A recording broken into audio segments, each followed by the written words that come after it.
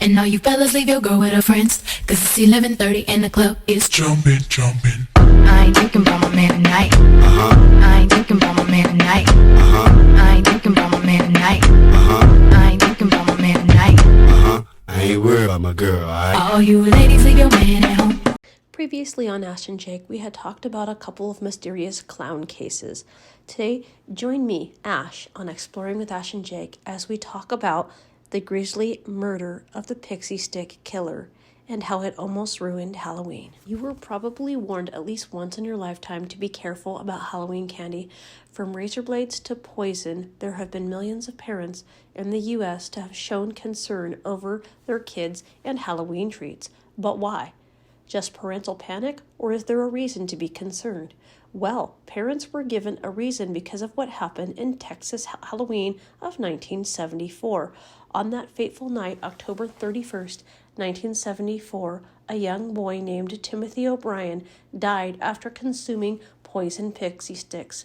The 8-year-old boy had returned home from trick-or-treating in Pasadena, Texas, and had eaten the candy right before going to bed.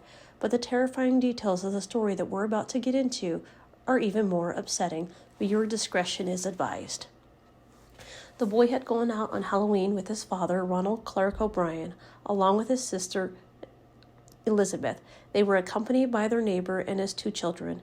At one point, the kids went up to a home where no one answered the door.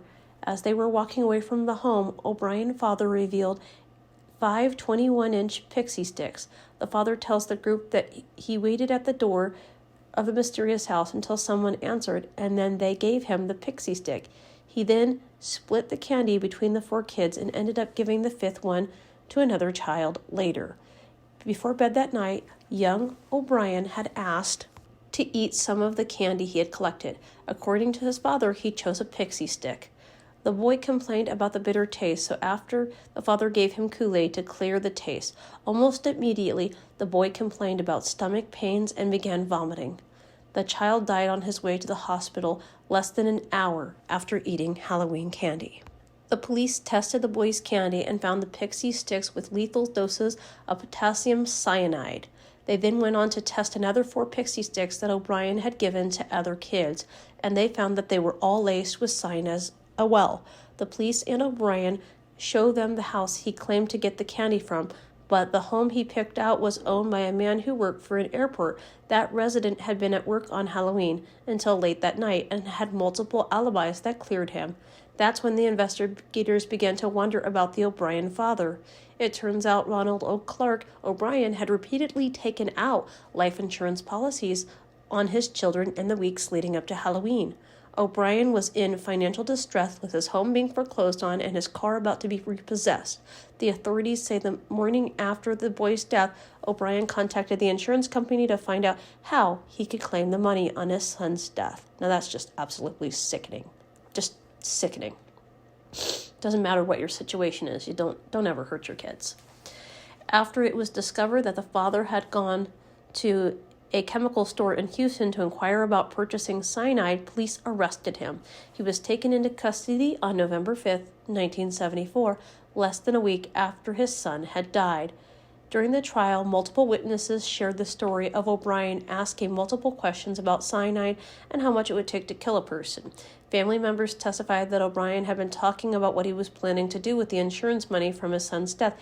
Even his own wife testified that on Halloween night, the boy had not asked to eat the pixie stick, but rather the father forced the son to choose the pixie stick.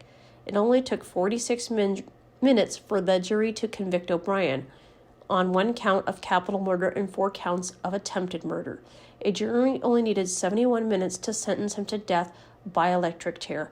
After nearly a decade of delays on death row, O'Brien was eventually killed by lethal injection on March of 1984.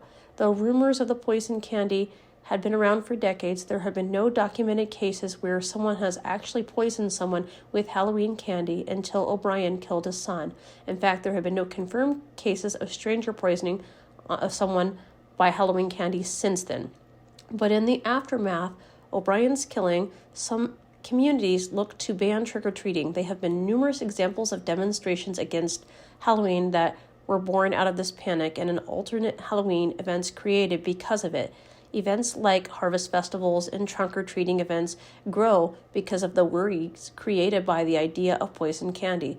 Still, to this day, even in 2023, there are no documented cases of strangers giving children lethal candy on Halloween. However, the urban legend of the poison candy continues till this day.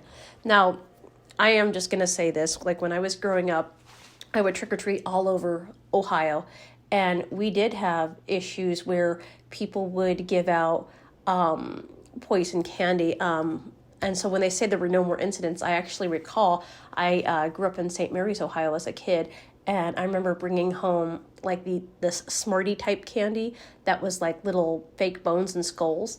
And for whatever reason, something like in my gut just told me not to eat this candy. And when my father had brought the candy to the police department, they tested it, and had I eaten it, I would have gotten a lethal dose of meth in this Halloween candy. It looked just like Halloween candy, but it was actually meth. And so had I eaten it, I would have actually died of a meth overdose at 8 years old. So yeah, there are things that still happen, but you don't hear about it as much. And it is crazy and unfortunate that this happened. If you made it to the end of this story and you enjoyed it, smash and like that subscription button. And we will see you in our next video. Have a great fall, everyone. Stay weird, keep exploring.